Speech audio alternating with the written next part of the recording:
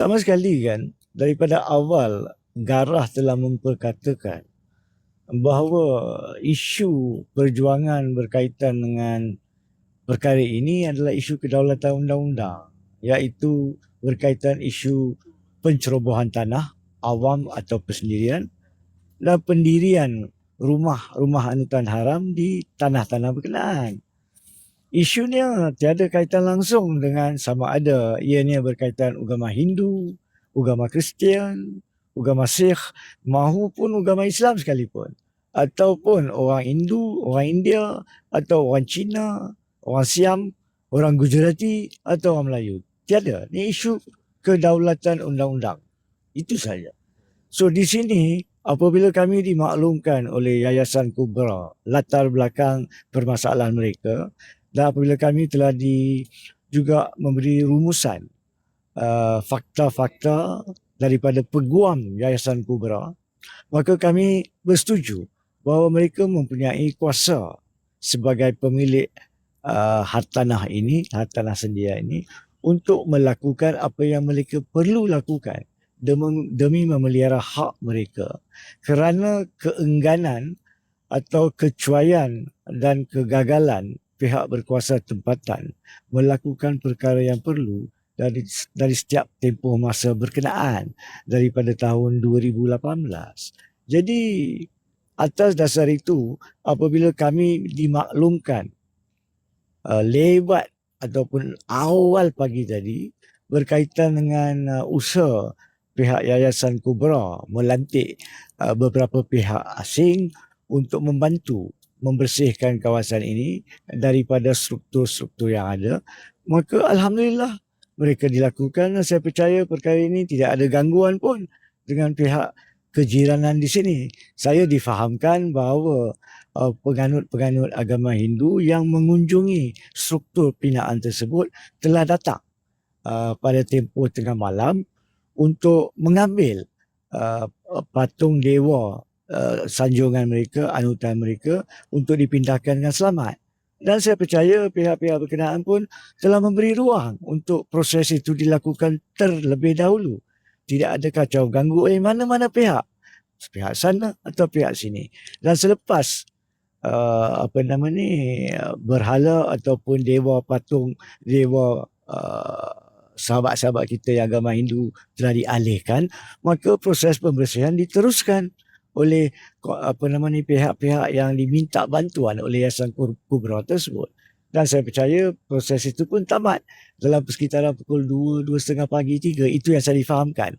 Malangnya saya memang tidak ada berada di sini pada waktu itu, tapi saya dimaklumkan dengan lengkap apa yang berlaku.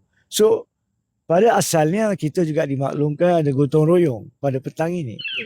So saya expect memang insya-Allah adalah beberapa pihak lain yang akan ada di sini untuk sumbangkan tenaga, beriadah dan membantu membersihkan baki-saki-baki struktur yang ada, dan kemudian mungkin kita teruskan dengan iftar ringkas dan juga sembahyang maghrib selepas itu.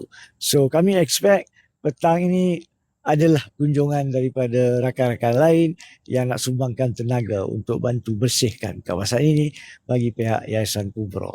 Cuma saya perlu tamatkan di sini dengan mengatakan satu perkara yang penting. Kalaulah semua rakyat Malaysia faham dengan ikhlas apa perjuangan kesemua pihak, saya yakin semua akan setuju bahawa hak pemilik tanah untuk dibenarkan mengosongkan tanah dengan apa-apa struktur rumah anutan atau apa-apa struktur sekalipun yang haram adalah hak beliau. Dan di sini bukannya soal rumah anutan khusus tertentu, tidak. Mana-mana yang tidak sah, yang haram, itu perlu diambil tindakan. Dan kalau pihak berkuasa lambat atau cuai mengambil tindakan, maka pemilik swasta, pemilik persendirian tidak ada pilihan. Mereka lakukan apa yang undang-undang benarkan mereka lakukan. Tak perlulah saya ulangi di sini kes yang sering dirujuk dimulakan oleh saudara Aidil Khalid dengan persembahan kes tersebut di mata rakyat dan dipahami oleh orang rakyat tentang keputusan yang oleh Mahkamah Persekutuan, keputusan Yang Amat Arif Raja Azlan Shah tersebut. Jadi itu adalah kedudukan perundangan yang sah. Jadi pihak yang di pihak yang mempunyai rumah-rumah anutan yang dipersoalkan, jangan pula berdolak dalih. Jangan mengatakan bahawa kena pada setiap masa pergi mahkamah. Tidak. The law is very clear. Untuk mereka-mereka yang tidak mahu faham bahasa Melayu, the law is very clear.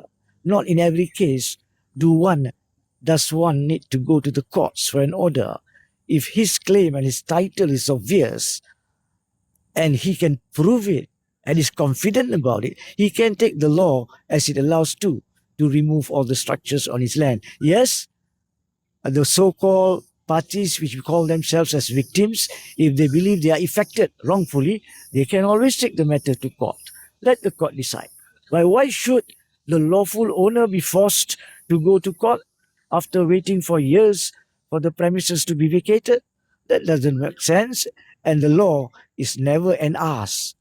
The law is never an ask. So the law allows the house owner who is full of confidence of his ownership to carry out whatever is necessary, especially when the authorities have failed for rightful or wrongful reasons. So we hope that what Garah has been informing the public all this while, apa yang Garah sedang maklumkan kepada kesemua pihak awam selama ini, difahami. Ini bukan isu porak-peranda. Ini adalah isu mengelakkan anarki. Menentukan pihak berkuasa faham apa tanggungjawab mereka. Dan kalau mereka tidak laksanakan, dan bila rakyat perlu laksanakan hak mereka di tanah mereka sendiri, jangan mengadu domba. Dan orang politik, ini bukan soal kerajaan ini, jangan salah faham. Tak ada orang dalam Garah atau mana-mana pihak, dan saya percaya asal kubra pun tidak menuding jari kepada kerajaan sekarang ni. Ini adalah isu setiap kerajaan yang telah gagal secara konsisten untuk tempoh sebelum merdeka dan 68 tahun selepas merdeka. Dan tidak mahu lihat cara terbaik menyelesaikan masalah ini.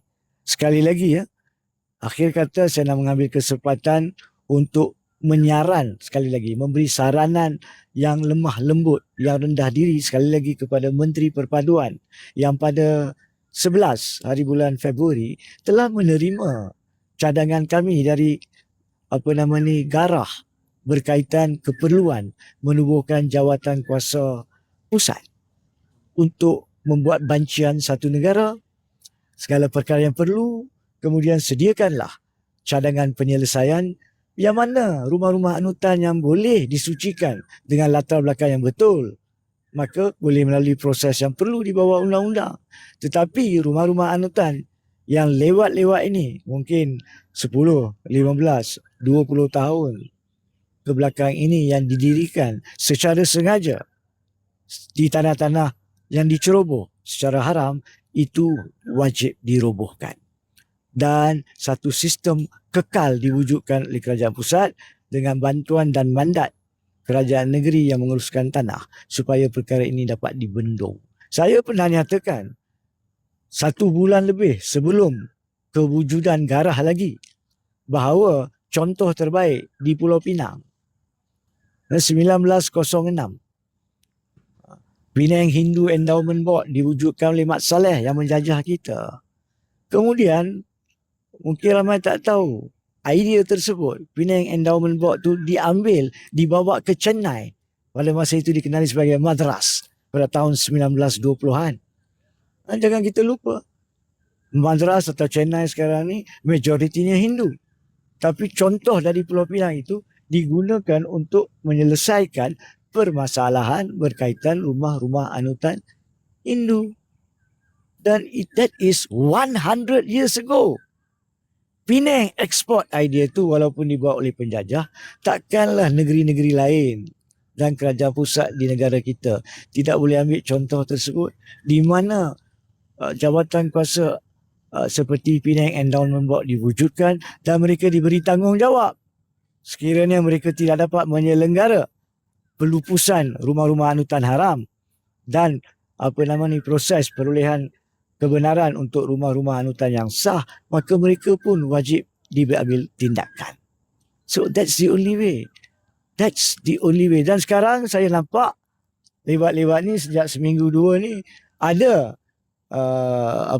kesatuan-kesatuan, kumpulan-kumpulan agama Hindu, rakan-rakan kita agama Hindu yang memberi cadangan yang sama. Yang sepatutnya mereka mulakan bertahun dulu. Tapi apabila tidak dimulakan, bila puak kita dengan bantuan Alhamdulillah dengan garah menggerakkan perkara ini, cadangan ini diterima. Kalau anda serius menerima cadangan ini, maka sokonglah perjuangan garah. Tak payah bertembung dengan garah. Datang berjabat tangan. Kita sama-sama bawa satu cadangan yang terbaik untuk mana-mana kerajaan pusat. Sama ada kerajaan ini ataupun mana-mana kerajaan akan datang. Itu sajalah untuk masa ini.